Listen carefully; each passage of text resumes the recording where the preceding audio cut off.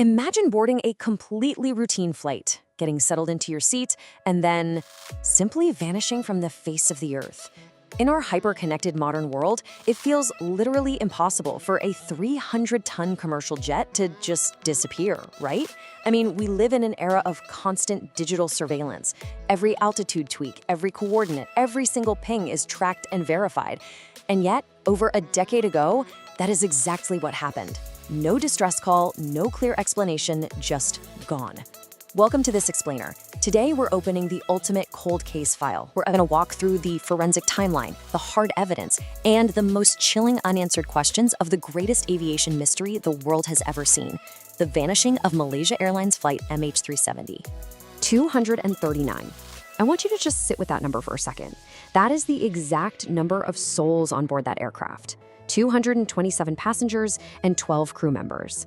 Now, in standard aviation investigations, a plane doesn't just swallow 239 people without leaving a massive, undeniable digital footprint.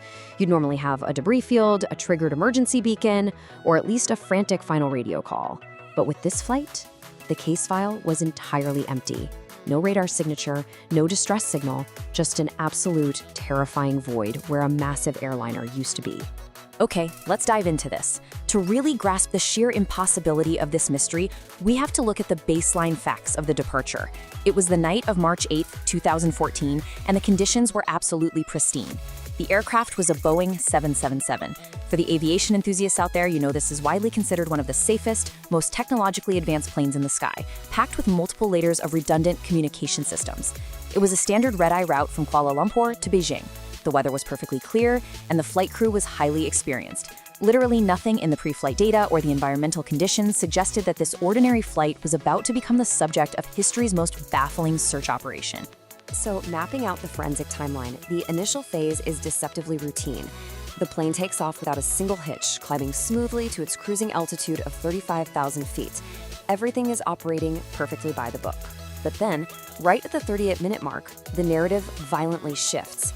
Up until this precise moment, air traffic controllers are tracking a perfectly healthy, totally normal aircraft as it gets ready to hand off from Malaysian airspace into Vietnamese airspace. And that is exactly when the inciting incident of our mystery happens. Just before the plane drops off the grid, the pilots make their final communication to air traffic control. Good night, Malaysian 370. Now, listen to the complete normalcy of that statement. It was delivered exactly as it should be, perfectly masking whatever was about to happen. There's no sign of panic, right? No background noise hinting at a struggle, no mayday call, no mention of systems failing, no cabin depressurization. Audio forensics experts have scrutinized this brief clip thousands of times, looking for even the slightest hint of duress, and they found absolutely none. It's honestly chilling just how calm it is. But then, mere seconds after that incredibly calm sign-off, the unthinkable happens. The aircraft's transponder, the crucial piece of equipment that constantly pings the plane's location, altitude, and identity to civilian radar, it suddenly stops transmitting. And it wasn't just the transponder. The secondary system, the ACARS, was also disabled. This is absolutely crucial because it elevates the scenario from a simple mechanical breakdown to a systematic, deliberate shutdown. Air traffic controllers are literally staring at their screens as the digital blip representing 239 lives just vanishes. They tried calling the aircraft again and again and again. Dead silence. Now, what's really interesting about this is that for a while, the working theory was a catastrophic mid-air emergency right at that exact drop-off point. It made sense, right? Planes don't just vanish unless they break apart in the sky. But then, classified military radar eventually revealed a shocking twist. The plane didn't just fall out of the sky. Instead, it made a sharp, deliberate turn. It crossed right back over the Malaysian peninsula, and then it continued flying in complete silence for several more hours. It wasn't just a crash. It was a highly calculated deviation from its flight path. So we have to ask ourselves, who changed its course? Because let's be real, planes do not just turn themselves around and fly silently into the night. Someone or something altered that route. If you put on your detective hat here, you have to consider the possibilities. Was it one of the pilots executing a deliberate maneuver? Was there a violent breach of the cockpit by someone else in the cabin?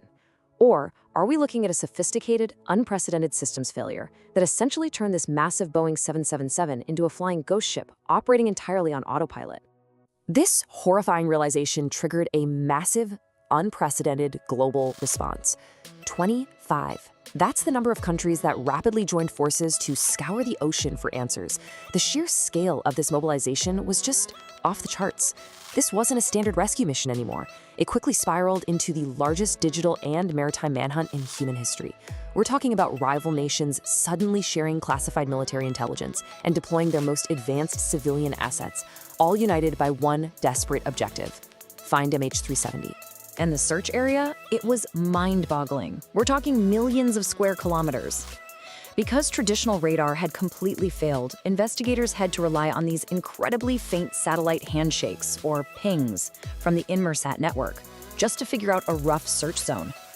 Complex math literally had to be invented on the fly to track these digital signals. Ultimately, that math pointed them to a vast curve known as the Seventh Arc, located in the remote, brutally unforgiving waters of the southern Indian Ocean. They had surveillance aircraft, cutting-edge satellites, and deep-water autonomous robots mapping portions of the seafloor that humanity had never even seen before. But as the investigation dragged on, months slowly turned into years. And despite the billions of dollars spent, the brilliant mathematics applied, and the incredible cutting-edge technology deployed, the results of that initial massive search were devastatingly absolute. No main wreckage, no survivors, no black boxes, literally nothing. It was as if this 310 machine had just evaporated from the face of the earth, leaving investigators staring at an entirely empty crime scene and an absolute void of physical evidence. Well, when investigators are faced with an impossible mystery and absolutely zero physical evidence, theories inevitably rush in to fill that void. Let's systematically break down the primary angles the authorities pursued. First up, pilot suicide, the premise that the captain intentionally diverted the plane. Now, the deliberate route change definitely supports this, but there is zero definitive proof or recorded motive. Second, hijacking. The glaring flaw with this one: no terrorist group ever claimed responsibility, and absolutely no ransom was ever demanded. Third is mechanical failure, some sort of catastrophic event that disabled communications while leaving the autopilot engaged until the plane simply ran out of fuel. A lot of experts view this as highly likely, but again, we lack the wreckage to actually prove it. And finally, conspiracy theories, ranging from military interceptions to covert black site landings. Unsurprisingly, there is zero credible evidence for these. It is literally a true crime detective's worst nightmare. Multiple motives, but absolutely no smoking gun for any of them. But investigations of this magnitude require agonizing patience. It took more than a full year before the ocean finally gave up its first forensic clue. Over 3,000 miles away from the initial search zone, a piece of a wing, specifically known as a flaperon, washed ashore on the tiny Réunion Island in the Indian Ocean. Aviation experts forensically examined the serial numbers and confirmed the chilling truth: it belonged to flight MH370. Over time, a few more pieces of shattered debris washed up on beaches in Africa and nearby islands. This hard evidence finally confirmed the tragic reality that the aircraft met its end violently in the Indian Ocean. Yet, finding a few pieces of shattered fiberglass doesn't exactly close the case file, does it? It only confirms the destination, not the journey. There are still massive, glaring holes left in this investigation. Why did the plane disappear from radar in the first place? Who exactly was at the controls when it changed course?